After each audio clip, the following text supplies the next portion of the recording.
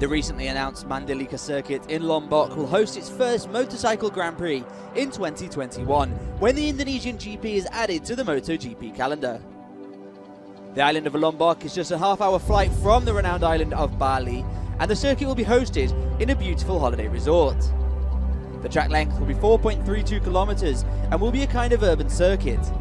It will be an especially built motorcycle racing track constructed to the highest safety standards, but when there are no races taking place, the circuit will serve the hotel and leisure complex that are to be built around it. The undertaking will cover a total area of 1,174 hectares and will provide enough space for 150,000 MotoGP fans. We'll bring you updates on the Mandalika circuit as it develops, and we look forward to racing in Indonesia.